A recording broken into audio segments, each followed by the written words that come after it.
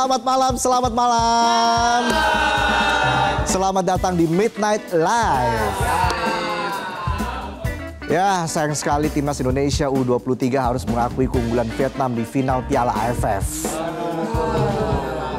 Banyak drama yang terjadi, nanti kita akan bahas bersama bintang tamu kita hari ini, Erwin Fitriansyah. Dan hari ini Midnight Live episode 64. Apa kabar penonton? Baik. Sehat semua ya? Ya memang agak lain cuaca sekarang. Baju yang dijemur, dompet yang kering. Pemasukan kura-kura, pengeluaran balap kuda. Walaupun banyak pikiran, ingat jangan suka ngurusin orang lain. Karena belum tentu orang lain mau kurus. Ya udah langsung aja kita mulai, inilah Midnight Live.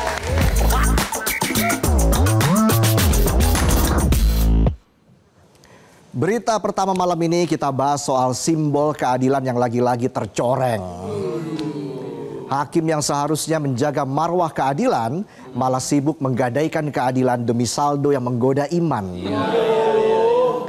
Jadi dalam sidang di Pengadilan Tipikor Jakarta Senin 28 Juli kemarin, Rudi Suparmono, mantan Ketua PN Surabaya, dituntut 7 tahun penjara oleh jaksa. Dia diduga cawe-cawe atur vonis pembunuhan Ronald Tanur. Plus terima gratifikasi miliaran pas masih aktif ngantor. Pas kuliah belajar hukum pakai pasal dan undang-undang. Pas kerja, hukum diatur tebalnya uang. Jaksa bilang Rudi menerima 43.000 dolar Singapura yang kalau dikurskan ke rupiah sekitar 545 juta rupiah. Uangnya didapat dari Lisa Rahmat, pengacara Ronald, tapi jalurnya nggak segampang minta tanda tangan dosen pembimbing pas skripsi. Apalagi skripsinya kan buat dapat ijazah ya. Ijazah yang Jadi begini alurnya, ibunya Ronald, Meriska Wijaya meminta Lisa jadi pengacara. Nah, si Lisa bukannya baca pasal atau pelajari kasus, dia malah cari celah buat ketemuan sama maklar kasus, Zarof Rikar. Ya, Zarof Rikar mantan pejabat Mahkamah Agung. Lalu si Zarof mengenalkan Lisa ke Rudi, Lisa ketemu Rudi langsung tanggal 4 Maret 2024. Dia bilang, tolong dong Pak, majelis hakimnya diatur. Rudi yang saat itu menjabat sebagai Ketua Pengadilan Negeri Surabaya mungkin lagi kebelet jadi sultan. Nggak pakai basa-basi, harga pas, vonis bebas. Dan sebagai ucapan terima kasih, Rudi dikasih dolar Singapura. Nggak cuma bikin rusak nilai tukar gara-gara dolar, hukum juga ambyar.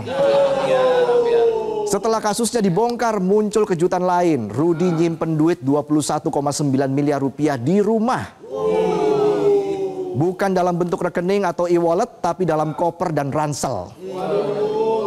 Rudi buka koper isinya duit miliaran. Kalau penonton, jangankan buka koper. Buka rekening aja pakai saldo minimum. Jadi tanggal 14 Januari 2025 lalu penyidik menggeledah rumah Rudi di Cempaka Putih Barat, Jakarta. Dan ditemukan uang dalam berbagai pecahan mata uang. 1,72 miliar rupiah, 383.000 dolar Amerika, setara 6,3 miliar rupiah. Dan lebih dari 1 juta dolar Singapura atau setara hampir 14 miliar rupiah. Totalnya sekitar 21,9 miliar rupiah. Uangnya ditumpuk di koper, dibungkus amplop coklat dan plastik bening. Plastik bening mah biasanya gue buat es teh manis tuh. Es cekek. Dan saksinya adalah Agus, ketua RT yang lagi santai habis subuhan. Mungkin lagi mikir mau nyiram tanaman atau mau nyuci motor. Tiba-tiba diminta penyidik nemenin penggeledahan ikut ngintip duit koruptor. Saat sidang pada 4 Juli lalu, Agus bilang kalau tim penyidik dibagi 2. 5 orang ngubek rumah, 5 orang ngacak-ngacak garasi. Agus juga cerita kalau saat penggeledahan dia sempat pulang karena lapar. Mau segenting apapun, sarapan harus diutamakan. Ya. Dan pas balik lagi ke lokasi, Agus sudah disuguhi 2 koper isi duit. Awalnya uang dihitung manual dulu. Ngitung satu-satu udah kayak ngitung kasbon penonton di warung depan. Belum sampai setengah akhirnya duit dihitung pakai mesin karena jari petugas udah lelah. Bayangin ngitung duit aja sampai capek. Duit orang soalnya. Kayak bocah pusreng 12 jam nonstop, matanya keder, jarinya gemeter. Nah, saat dihitung pada waktu itu, kata Agus totalnya lebih dari 20 miliar rupiah. Pantesan capek. 20 miliar rupiah kalau ngambil di mesin ATM. Mesin ATM-nya bilang tuh ke mesin sebelah. Bro, A plus gua bro. Bisa aja saya. Menanggapi temuan uang itu dalam sidang 28 Juli kemarin, Rudy ngeles. Dia bilang duit yang dalam pecahan rupiah itu honor saat jadi narasumber Dinas Sumber Daya Air dan Bina Marga. Narasumber macam apa yang honornya ngalahin gaji komisaris? Ini mah bukan narasumber, tapi banyak sumber. Buat menguatkan alasan, Rudy bawa 2 saksi AD charge alias saksi yang meringankan. Tapi pas ngomong malah memberatkan. Karena saksi-saksinya bingung. Ada amplop tapi nggak tahu isinya. Ada duit tapi nggak tahu jumlahnya. Ada honor tapi nggak ada buktinya. Mungkin saksinya nggak di briefing dulu. Ya mirip kayak orang butuh validasi. Bikin acara kumpul-kumpul. Misalnya acara reuni. Tapi yang diundang nggak di briefing. Ya tetap aja kelihatan acara palsu. Jadi dijavu saya. Akhirnya jaksa makin garuk-garuk kepala. Bukan karena ketombean, tapi bingung ini duitnya ada tapi nggak ketahuan dari mana. Uang asingnya pun nggak jelas asal usulnya. Kayak mantan yang tiba-tiba ngajak balikan pas kita udah move on. Tiba-tiba ngechat. Hai, apa kabar? Kita mulai dari nol yuk. Lo kira gue SPBU? Ku tahu niat baikmu hanya oplosan. Nggak ada laporan ke KPK, nggak dicatat di LHKPN. Dari 2022 sampai 2025 duitnya ngumpet. Mirip orang ketiga yang disimpan di kontak nama. Bambang tukang gas. Iswahyudi servis AC. Bang pendul galon. Otong pompa air. Jaksa bilang duit itu nggak punya dasar hukum yang sah. Artinya ini harta haram. Jaksa juga bilang kalau Rudy juga sudah membuat malu institusi peradilan dan membuat publik semakin tidak percaya terhadap institusi peradilan. Tapi dalam sidang ada juga yang meringankan Rudy. Katanya Rudy sopan selama sidang, mengaku salah, kepala keluarga dan belum pernah dihukum.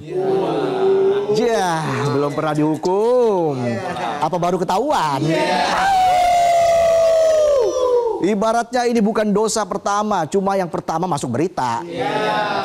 Udah kayak Playboy, ngakunya baru pertama nikah. Ternyata anaknya 5 sulung semua lagi. Menyebar secara merata di mana-mana. Akhirnya jaksa nuntut 7 tahun penjara, denda 750 juta, subsidiar 6 bulan kurungan. Sampai berita ini diturunkan, Rudy belum buka suara. Mungkin lagi nyiapin koper buat pindahan ke rutan. Semoga koper kali ini isinya bukan amplop lagi, tapi sabun, odol, dan garukan punggung. Biar kalau gatel nggak nyusahin orang. Garuk sendiri. Kalau ketua pengadilan aja bisa dagang vonis, terus rakyat biasa harus cari keadilan kemana? Ke tok-tok, IG story. Mau sampai kapan slogan no viral, no justice diterapkan? Story of the moral of the story. Jangan cuma lihat palu dan toga, karena kadang yang tampak kelihatan suci paling jago dagang dosa. Hukum mestinya jadi tempat berlindung, bukan ladang buat cari untung.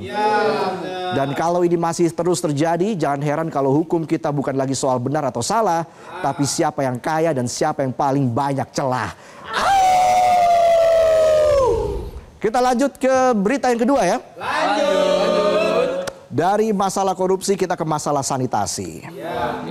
Di tengah gegap gempita dan gemerlapnya ibu kota Jakarta, ternyata masih ada satu urusan mendasar yang belum juga selesai. Buang air besar sembarangan alias BAB di alam bebas.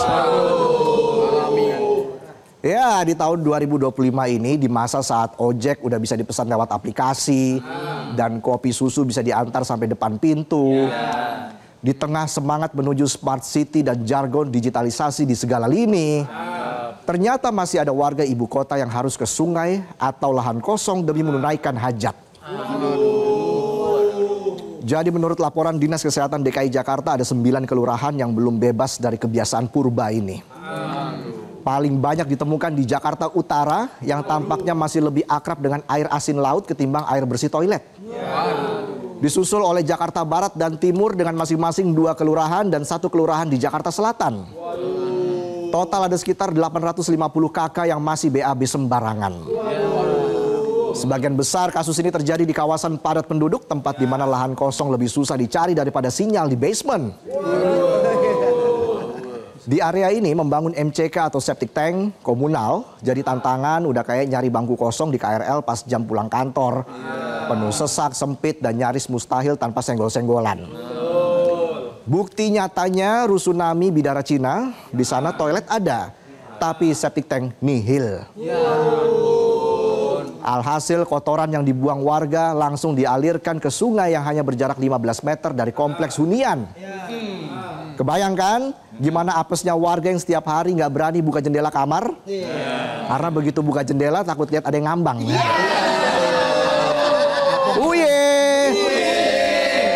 Dalam standar sanitasi ini tetap tergolong open defecation alias buang air besar sembarangan. Karena limbah manusia dibuang secara terbuka. Mencemari sungai, merusak ekosistem dan tentu saja membahayakan kesehatan. Dampak nyata dari hajat yang tak tertangani. Lebih parahnya lagi laluran pipa pembuangan di rusun tersebut dibangun seadanya.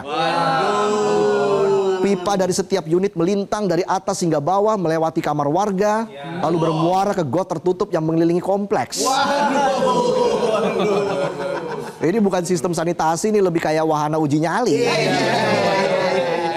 Bukan cuma nyali yang diuji tapi indera penciuman. Dan inilah kenyataannya, BAB bukan sekedar urusan belakang tapi justru cermin dari wajah depan kota. Dan jadi sangat ironis ketika MRT melaju cepat, tapi warganya masih harus BAB di sungai yang airnya pekat. Untuk menuntaskan masalah ini, Gubernur DKI Jakarta Pramono Anung pun langsung tancap gas dengan membangun septic tank komunal di 10 kelurahan di Jakarta Timur yang diharapkan rampung dalam 1 bulan. Targetnya sekitar 3.000 warga di Jakarta Timur tidak lagi BAB sembarangan. Namun penyelesaian tidak berhenti di konstruksi semata. Pemprov DKI juga mendorong keterlibatan warga membangun komitmen bersama agar persoalan sanitasi bisa diselesaikan secara bertahap. Tentunya semua menuju Jakarta keren.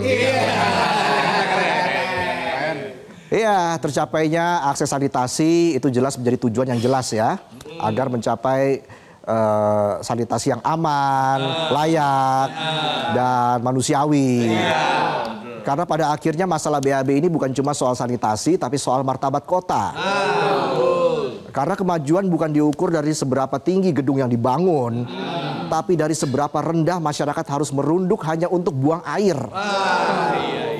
Percuma transportasi dan teknologi maju, tapi WC aja masih jadi impian.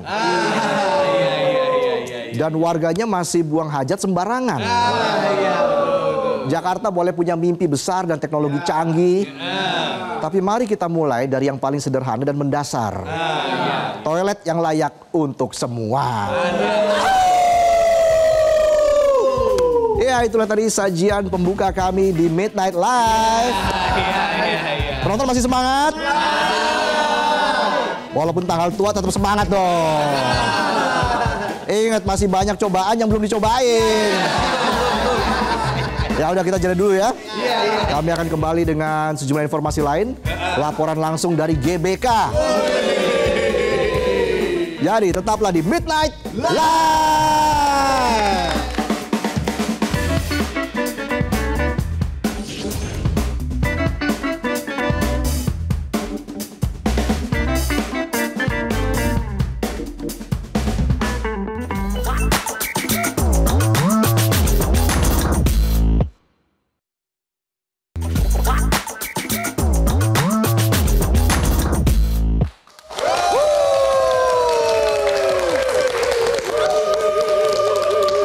lagi di Midnight Live.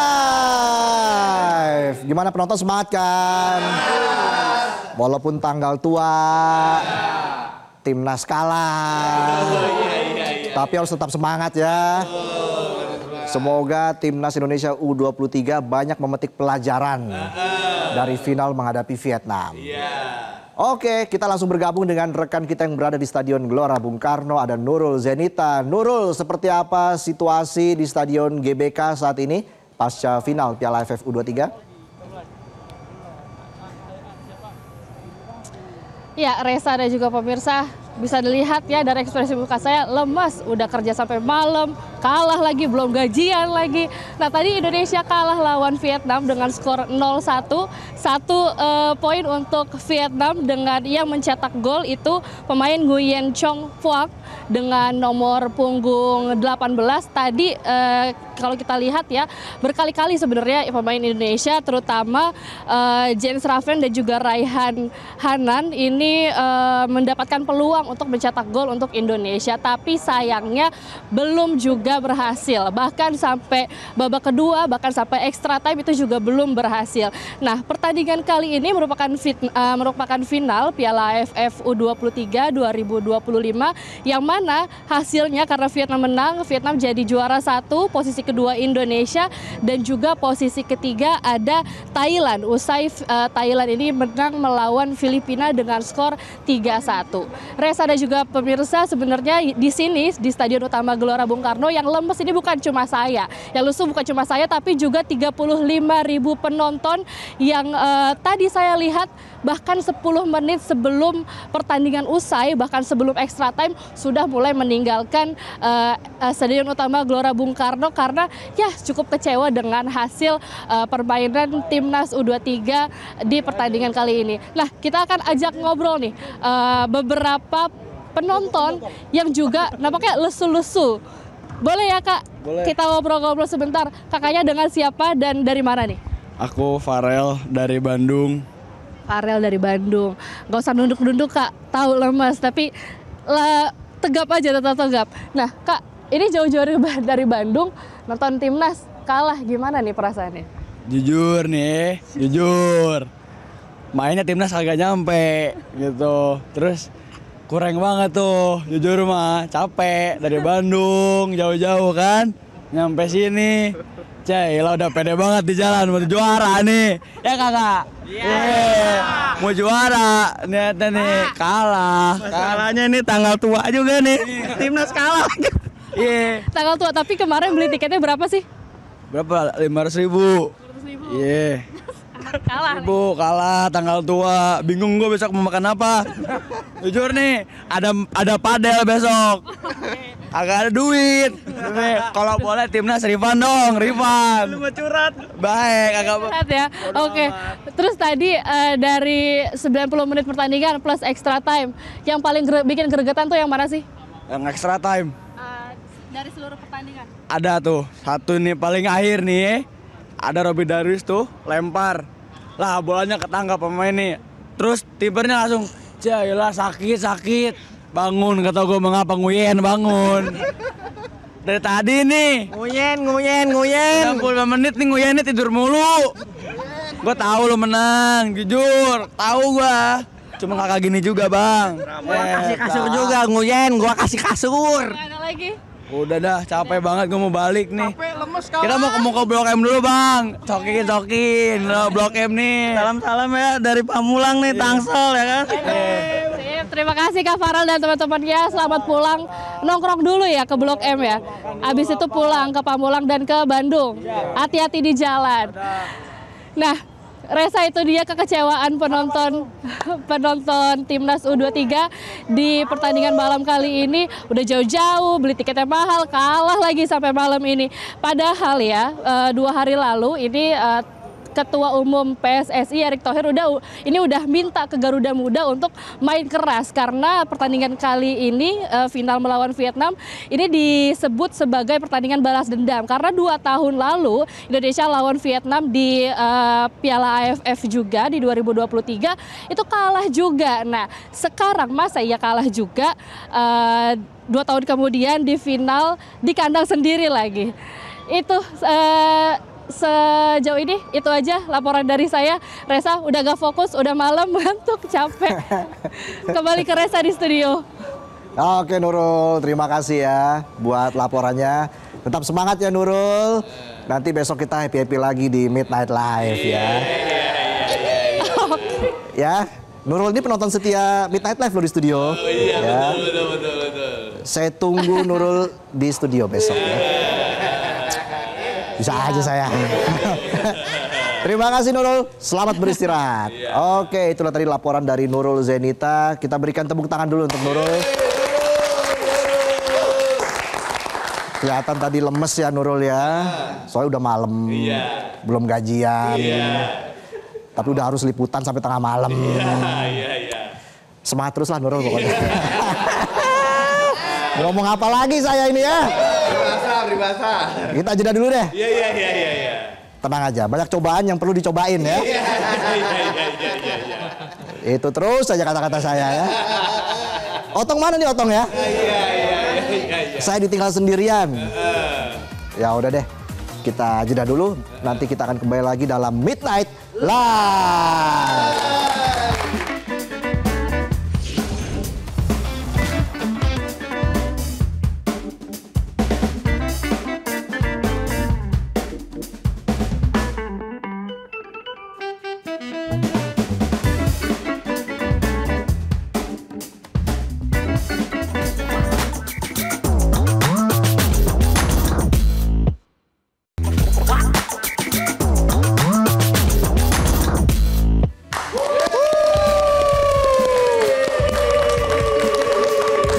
Kembali lagi di Midnight Live. Aumania, mana suaranya? Di segmen ini kita masuk segmen sebat ya. Selasa baca komentar. Udah gak sabar kan? Dan dalam sebat ini bintang tamu kita nanti sudah bergabung. Karena kan sebat ini soal penampilan timnas Indonesia di Piala AFF U23. Bintang tamunya ya pengamat sepak bola. Pernah jadi mentor saya soalnya. Langsung aja kita mulai, inilah sebat.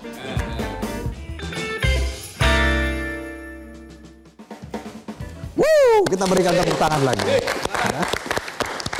Kita berikan tepuk tangan untuk mengulur-ngulur durasi. Karena Otong nggak ada hari ini. Saya sendirian. Biasanya kan kita sebat sama Otong. Tapi sebat kali ini bersama Erwin Fitriansyah. Masuknya maju apa mundur? Maju. Oh, maju. Silakan Mas, silakan.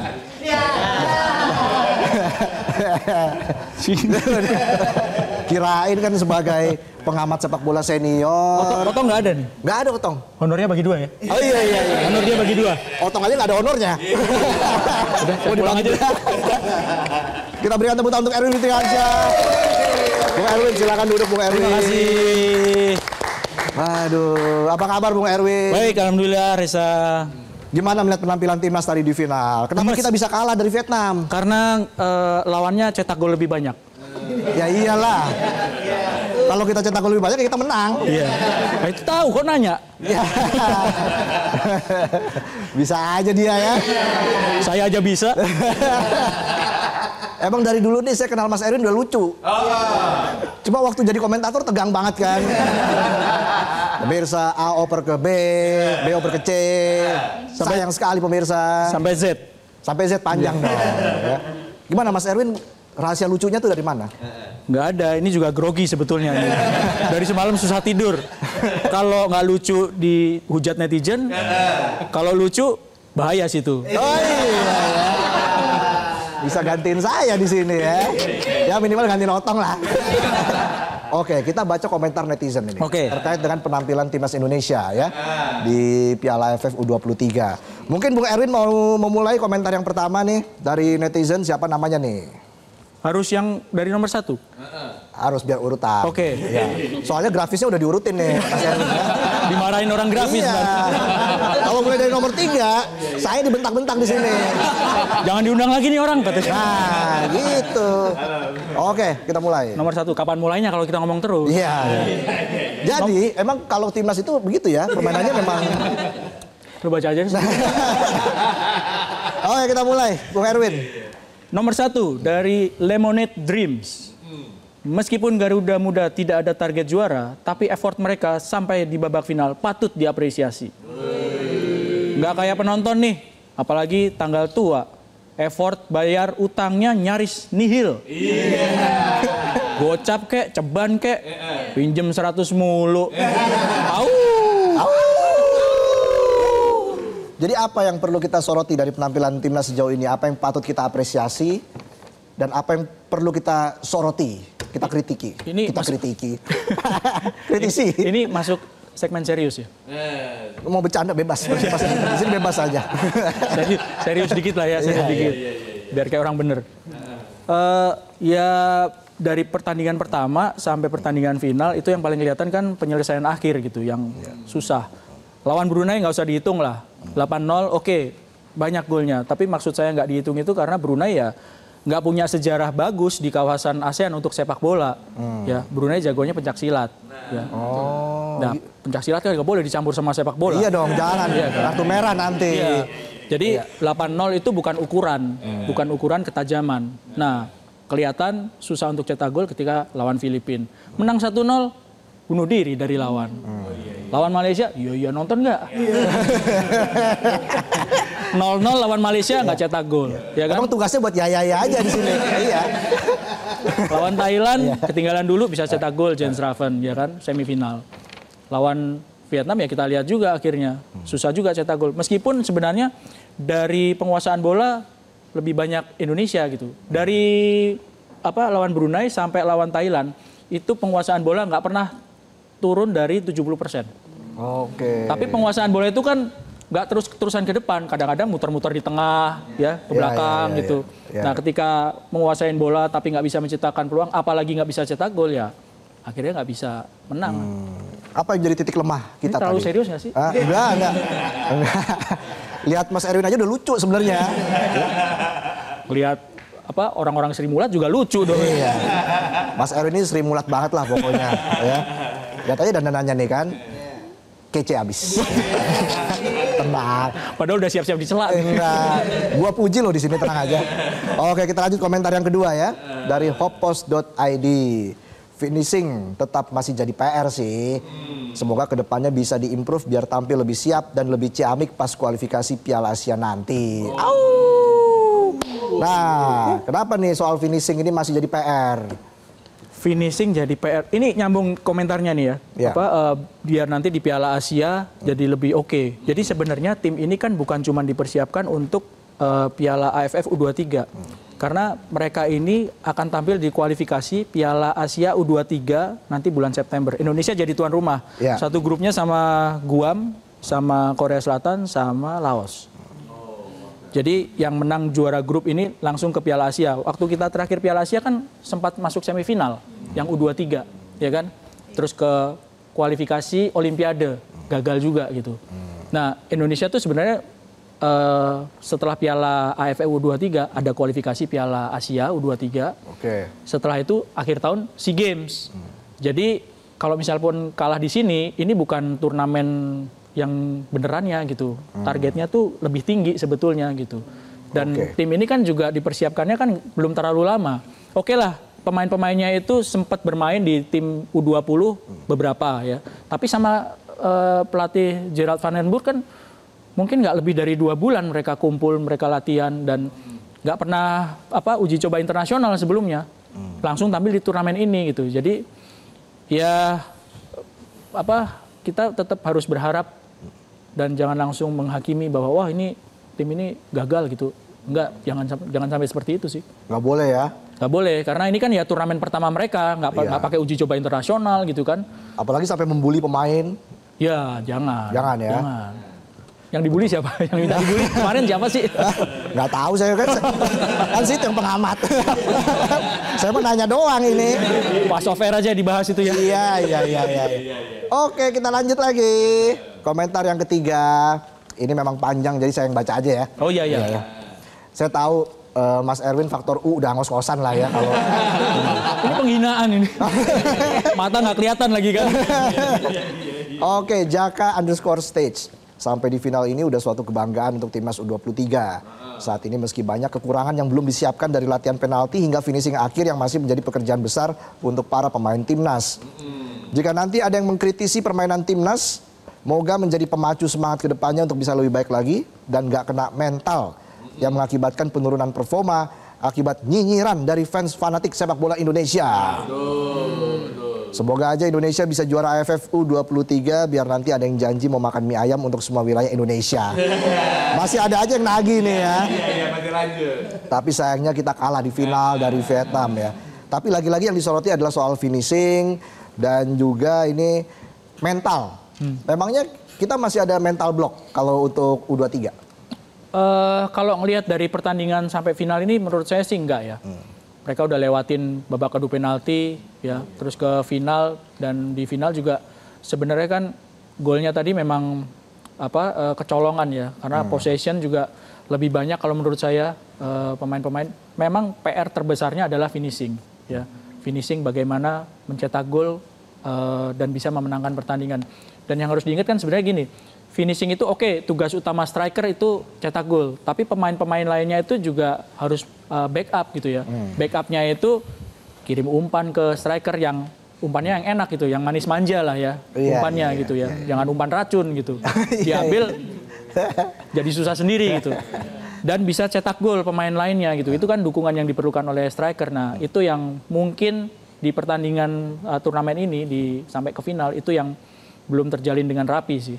Banyak yang menyoroti soal wasit, performa wasit tadi. Kalau Bung Erwin sendiri punya pandangan sendiri soal penampilan wasit? Wasit cukup fair sih kalau menurut saya. Ya. Yang kelihatan adalah nggak dikit-dikit tiup peluit gitu. Jadi ada beberapa pelanggaran yang mungkin orang lihat, wah ini pelanggaran nih, tapi ternyata sama dia di play on gitu.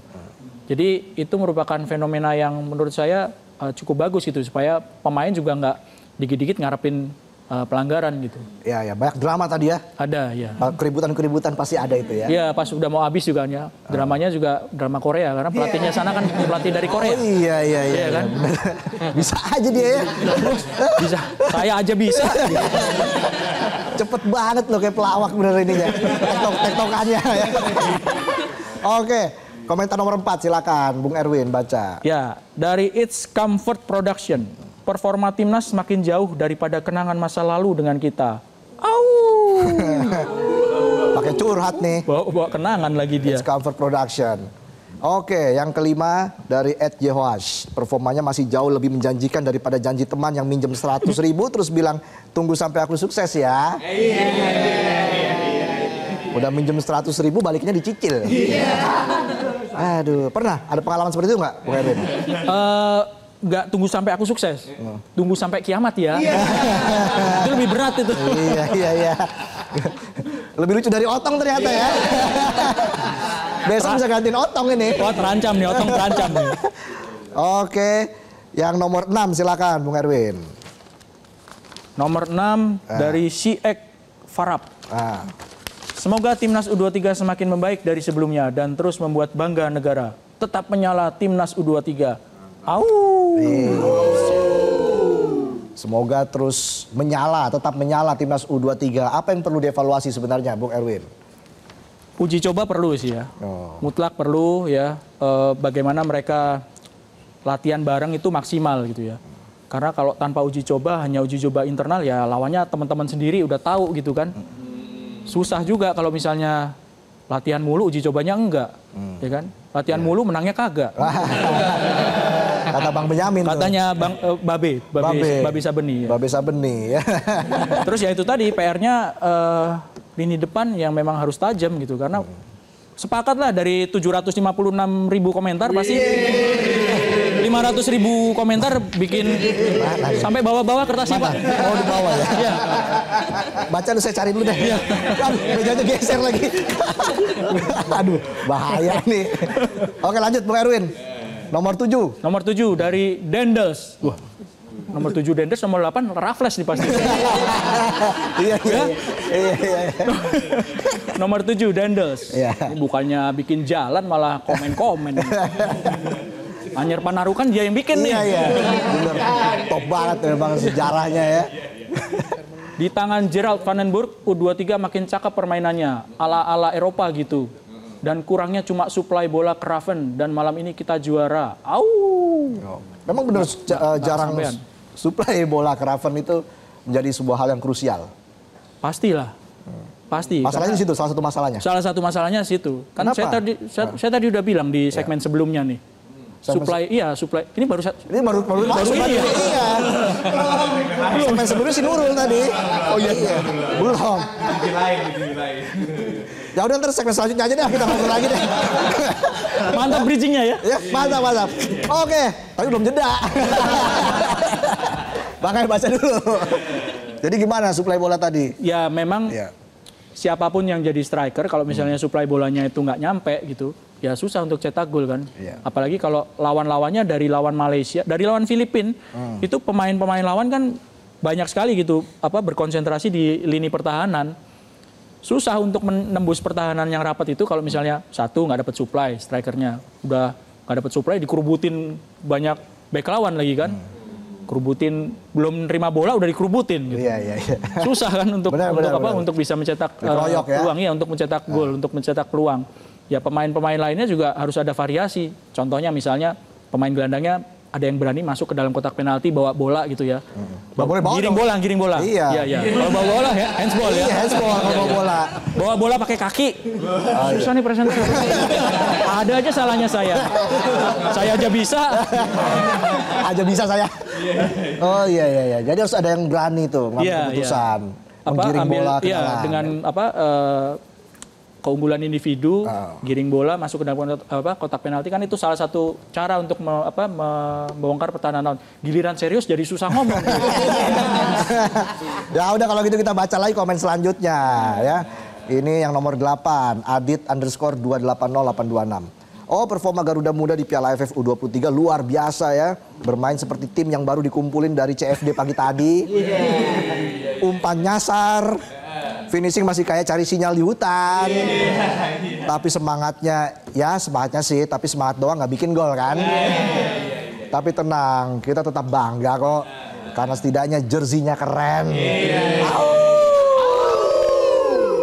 Jersinya keren, kali ini kita pakai jersey putih di final. Iya, ini putih. Iya, sama saya juga putih.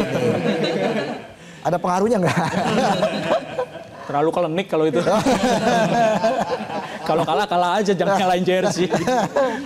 Oke, nomor 9, Bung Erwin. Nomor 9, Project ID.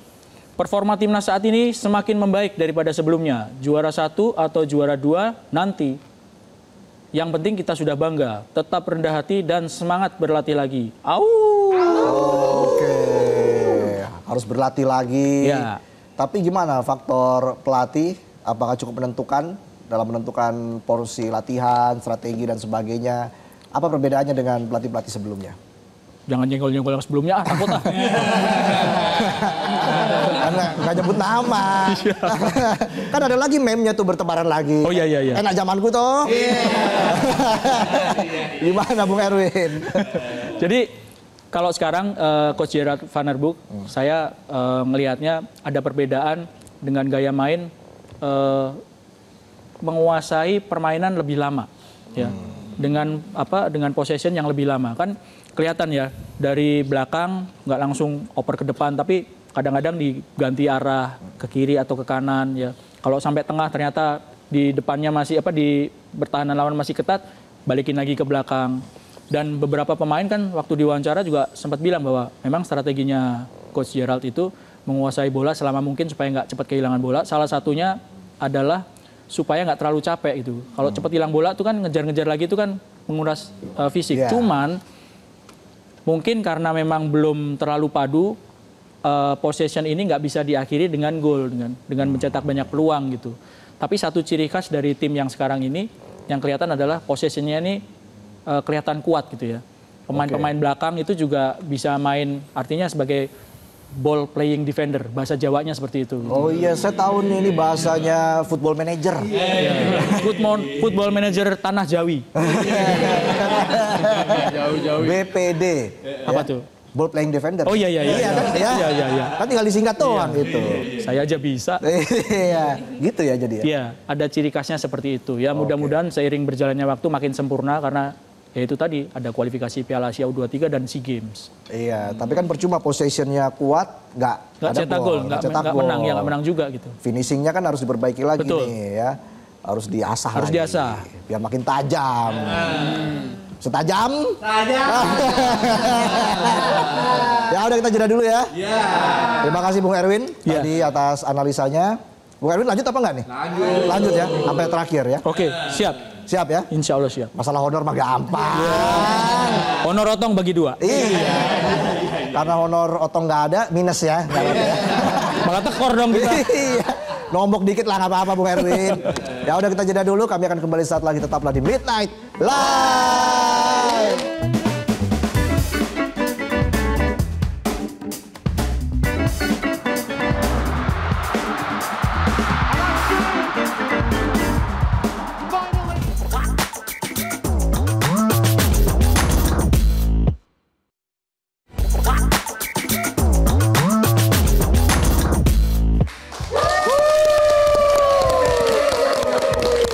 Kembali lagi di Midnight Live. Masih bersama dengan Bung Erwin Fitriansyah.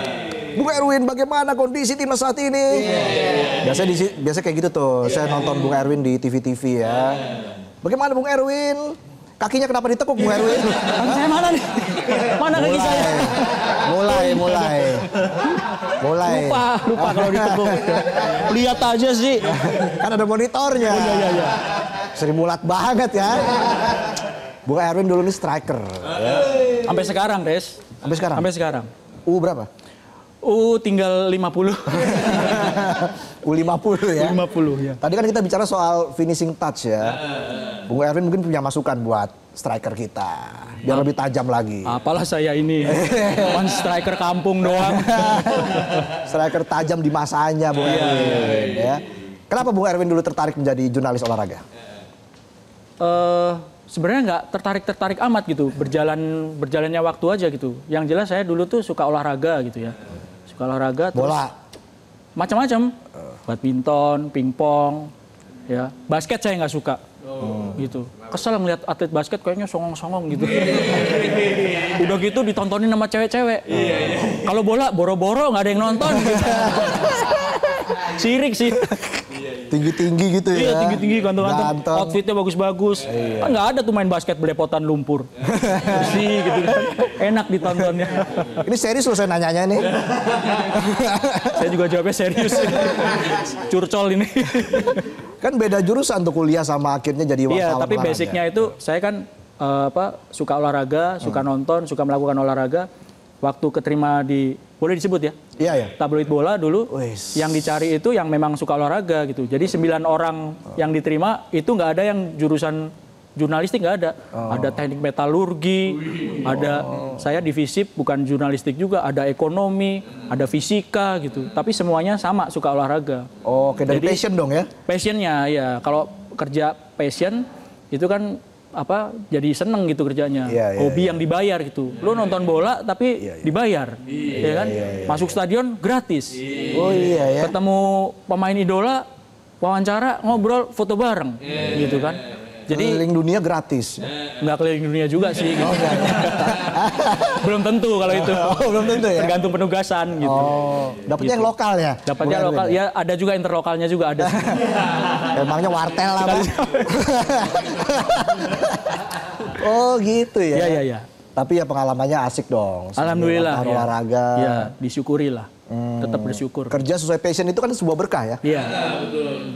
Dan tentunya tadi seperti Bung Erwin bilang patut disyukuri. Nah sampai di titik ini apa yang membuat Bung Erwin bangga menjadi seorang jurnalis olahraga? Gini, kalau pas lagi ngeliput, terus atlet kita menang, itu luar biasa rasanya. Karena apalagi kalau di luar negeri ya, bendera merah putih itu naik, terus lagu kebangsaan itu diperdengarkan, itu momennya itu kan kalau pejabat datang, presiden dan pejabat datang sama kalau atlet menang di kejuaraan. Jadi ketika bendera merah putih naik terus ada lagu kebangsaan itu membanggakan sekali. Itu buat jurnalis olahraga kalau kayak saya gitu, itu momen yang sangat precious. Wih deh. Pernah nggak wawancara pemain ditolak tuh? Pernah. Pernah ya? Pernah. Bambang Pamungkas tuh sering nolak. Oh iya? Iya. Sering nolak gitu.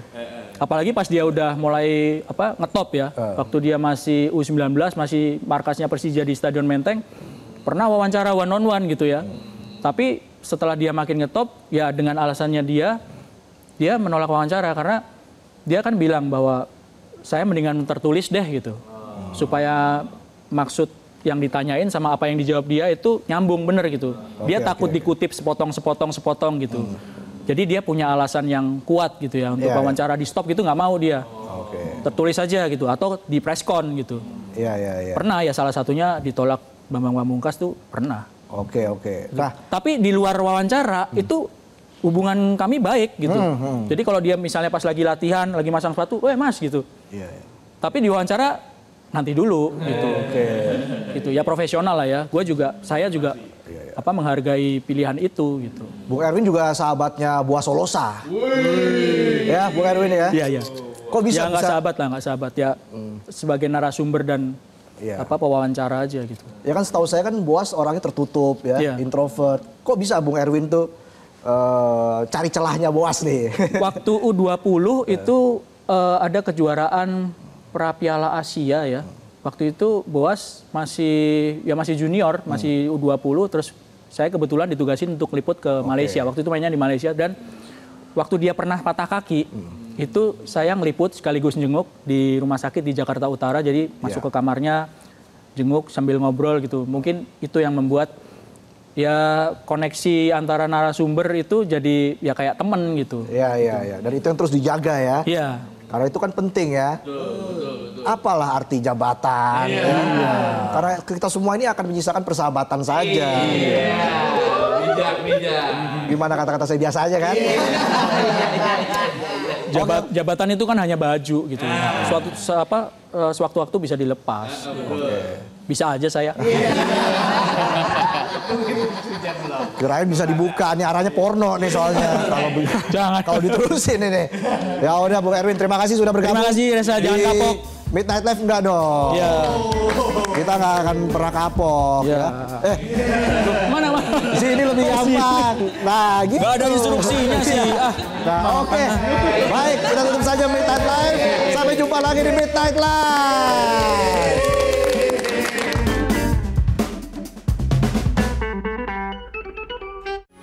Metro TV. Jelajahi cara baru mendapatkan informasi. Download Metro TV Extend sekarang.